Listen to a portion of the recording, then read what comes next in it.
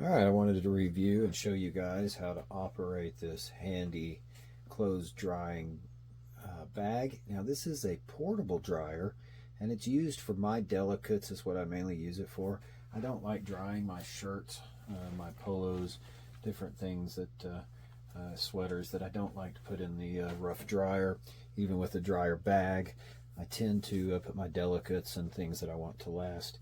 I hang dry them. So this has come in very handy for keeping the wrinkles and drying a lot faster than a standard just air dry. So let me show you how this works. First off, it shows up and it has a nice little carrying bag that you can put all this in because again it can be portable.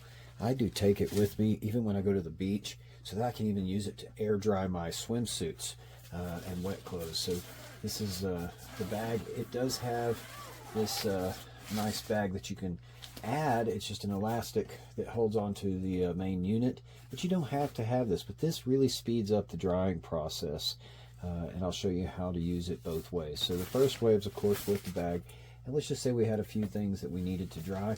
So up in here is a place to a little handle, and we hang these wet garments, wet shirts, etc.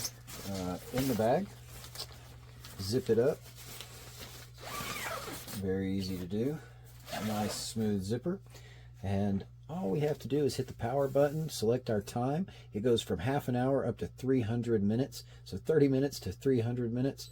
Very simple. As soon as you hit the button, it automatically starts, sets it at 150 minutes, which I find is way more time than needed in most cases to get something dry. On average, 60 minutes to 90 minutes is all it takes for most of my clothing, but using the bag. Now, it's a little bit different when you don't use the bag, and I'll show you how that works here in just a minute. But you saw how well this aired up, and you can see that the bag actually has quite a bit of tension from the heater unit. So very, very neat that this is another option to dry quickly. It does have a few holes, vents on the side, and that's how the heat and the water vapor gets out. So all the moisture is able to come out that way with a little bit of heat.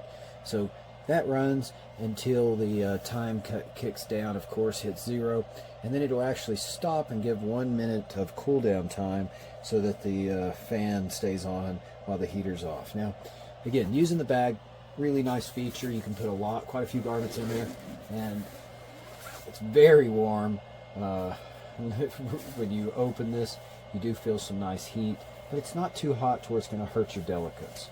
So, all right, so this would be how you would dry your shirts in the bag. Let me show you how you do it. And it's not much different.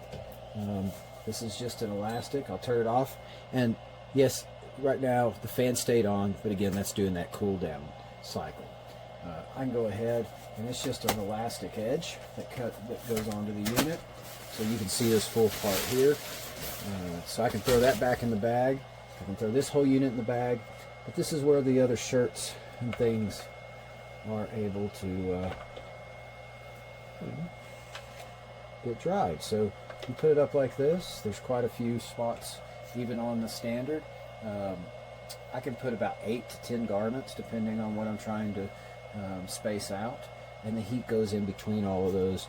And then all I have to do again is turn it on, set my time up to say 300 minutes for quite a few things, or all the way down to 30 minutes, and it does it in 30-minute increments.